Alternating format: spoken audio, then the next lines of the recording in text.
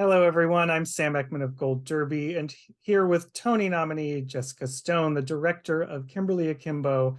And this is your first ever Tony nomination. Has it sunk in yet that you're a Tony nominee? What are you feeling after the fact? I feel really excited and grateful. And it also hasn't really sunk in. I've been in rehearsals for another show during this time. So I've also been immersed in those rehearsals. But we did have this moment last week when we went to the press junket, and they handed me my little folder that said like the silver Tony on it with my name on it and a little pin on it. It felt real for a minute, and then just went back to life as usual. Well, I'm glad it's feeling real. I was curious because you've been in this industry for a bit, and you started as a performer.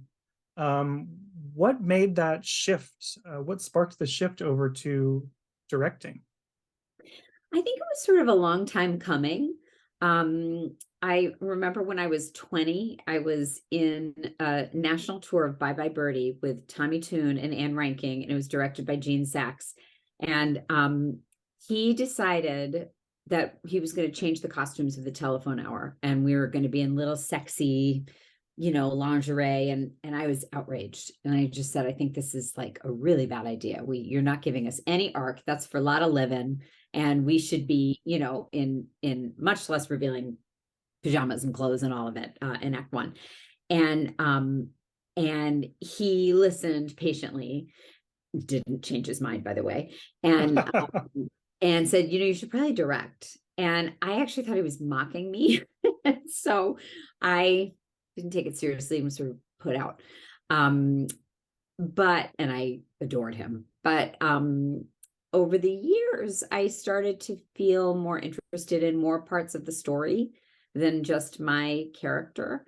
And I started between jobs, there's a lot of, and I was very lucky to work when I was an actor, but even still, there are always periods of time between jobs where you're just figuring out how to be of use. And so I started assisting dear friends who were directors. So just to be a part of the process and be in the room. And I didn't really think I was going to be a director, but it just felt good to be a part of the process. So I assisted Joe Mantello and Nikki Martin and David Warren and Chris Ashley. And I think I was a terrible assistant. But I loved it. And I was really intrigued by how the world opened when you were just sitting on the other side of the table. And so that was the beginning of it. And then I got my first offer to actually do it in 2010 at Williamstown. Wow. And now here we are. Is there something, about directing that speaks to you, that fulfills you in a way that acting didn't, maybe? Well, there certainly is, because there's more to the job than just your character. But there is, I think it's a different skill set if you're doing a revival of something or if you're doing something that's new. And often with a revival, my friend Joe actually says, it's the opportunity to put your autograph on something, right? Like, and it's your way of, it's your concept that you're putting on top of an existing piece. And something that's new is there's so much collaboration with the writers along the way. It really is, it's akin to being a midwife. And I really enjoy that. I also, revival or new, I really love looking at the story through different lenses by collaborating with the designers. That's also just really inspiring and really stimulating. Yeah. Well, Kimberly is a new piece that you've been with for a while. You've directed the off-Broadway iteration as well. And it's such an intimate musical. How did you, in the transition to a bigger space, maintain that intimacy? It was scary because there's the fear that you're going to break it, and yet even in the smaller space down at the Atlantic, we didn't know that we would be moving, but there were very real constraints in that space. There's no fly space or wing space or trap space. There's, very few bells and whistles. And so the fact that we figured out how to get people to ice skate was, to me, like the big win down there. But I always had ideas around the themes of being trapped and breaking out, and this idea of contracting and expanding with the space that I was very excited to play around with when we were lucky enough to move. And that didn't feel like it was a betrayal of the intimacy of the story. It felt very much interwoven with the themes of the story. So that actually felt like it didn't feel like we were growing up. It felt like we were growing into the story when we moved to the booth. Yeah. Well, the tone of this story is so interesting because it's wonderful to watch, but I find it tricky to describe to people because it deals with heavy subjects. It deals, but it also is very heartwarming and tender, and it's also wildly funny. So how did you approach the tone of the story? Well, I think it's very much on the page. I've always loved David Lindsay-Abaire. I've always felt a kinship with him and his work. And it's very much on the page, and it's very much a part of how he lives his life, how Janine lives hers, how Danny Mefford lives his, how I live mine. It's any given moment is absurd and beautiful and exhilarating and breathtaking and devastating.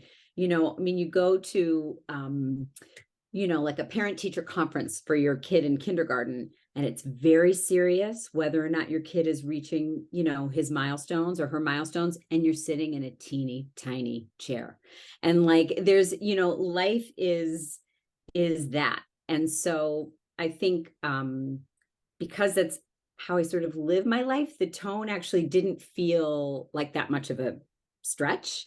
I think humor is used as a weapon. I think humor is used as a shield.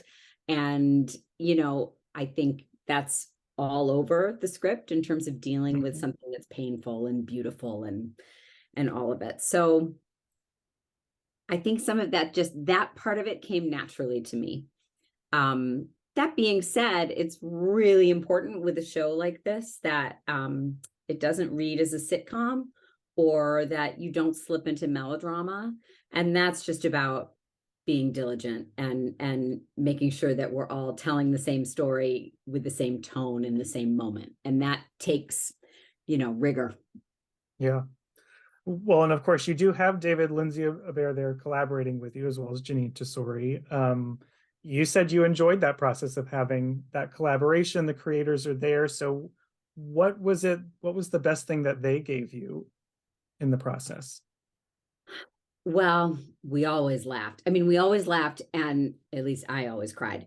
But David's not a crier. Janine shed a couple of tears, but the story was ripe, and with the company as well, with shared stories and of family and pain and hilarity. So that process was very rich with all of that. But David and Janine, I think the thing that they gave me was, again, a kind of rigor around the truth, and there's very little margin for crap or for falsity. They have very finely tuned instruments, so anything that doesn't ring true, their antennae would go off. And I would like to think that I'm the same way, but they put me to shame. They have laser-like focus for that, and a dedication to excellence. They just never stop working. Which is inspiring. Yeah. I also want to talk about Victoria Clark, because she's doing something incredibly unique in this production, because we have to believe that this woman is 16 years old. And I think there's a lot of different ways to approach that. There's different ways you could play that and direct it. What was it like helping her shape that performance? Well, it's a pleasure to work with somebody like Vicky because she already has so much emotional wisdom, and she has so much facility and access as an actress. She's very, very brave in that way, and she's very willing to, make big mistakes and fall on her face and laugh about it. And she's so it's a pleasure to collaborate with her. It's definitely a challenge because I think most of us, when we're older and we're playing a kid, all kids, no matter what the age, somehow look like they're 5. So we had to work hard at making sure that Kim didn't seem like a toddler. And finding, and I have 2 teenagers, and there's something really, you look at them and they seem like toddlers that have been like stretched by as a rubber band would be. So it was about finding the teen blank face and the teen stillness, and then the sort of goofy cult-like physicality. So we worked hard at shaping what she looked like and sounded like in any given moments. There are some moments where she doesn't show her cards and she's very still, and then there are others where she's full of joy, as a 5-year-old might be. Mm-hmm. So it was a challenge. Yeah, and because of that character's disease, who she ages rapidly, it winds up with this multi-generational cast, and yet they're all kind of on the same playing field because you have adults who are playing kids, you have the parents who are, not necessarily the most mature people, and then the teenagers who are very mature. What dynamic does that create in the rehearsal room or backstage? I mean, honestly, it creates a very palpable sweetness. There's something really amazing about, we had so many, not just Broadway debuts, but New York debuts in the company. And it was really important that we find teens that, if you're asking the audience to believe that, this older woman is a teenager, we had to surround her with the real deal. So, half of our teens, I think, were actual teenagers when we began at the Atlantic. And the others were just freshly out of teendom. So, I wanted there to be a sense of authenticity around her, and the delight that they brought to the table by having this job, either fresh out of school. I mean, for Justin, it's fresh out of high school. But the sort of delight and newness and like tabula rasa that they brought to it was, you can't fake that. And then the wisdom and the experience, and in many ways the serenity that our older company members bring. I just felt like all of everybody's best qualities leaked out onto everybody else. So it really is, it's a lovely company. Yeah. And I think I have a lot of favorite moments, but one of them being the finale with Great Adventure, because I don't think you can sit in that theater. It's an unforgettable moment because you can feel in the audience, when you experience it live, other people bringing their own life experiences and connecting it to their own lives, to the message of that story. Have you gotten like feedback from the audience? Have you been in the audience to experience that with them a lot? The last few times I've gone, people are always, delighted by it. And it's really sweet to see people crying. And I love hearing the laughter and all of it. But the last few times, I try and check in a couple of times a month. The last couple of weeks have been harder. But when I go the last few times, there's a palpable, oh, when it ends, when we go to black. And that feels great. That feels like we just got them right where it counts. Yeah. If there's one thing you could kind of sum up, what would you want those audience members to take away as they go back to their lives after the show? I think that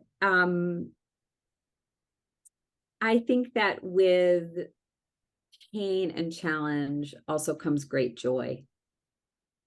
And there's always an opportunity to reconsider how you want to spend these days on this planet and do it exactly how you want to do it. I think that's beautifully said. Well, thank you so much, Jessica, for talking about Kimberly Akimbo with me. Fantastic work, and congratulations again on your Tony nomination. Thank And you. everyone who's watching, subscribe to Gold Derby. Stay with us this season. Jessica, thank you so much.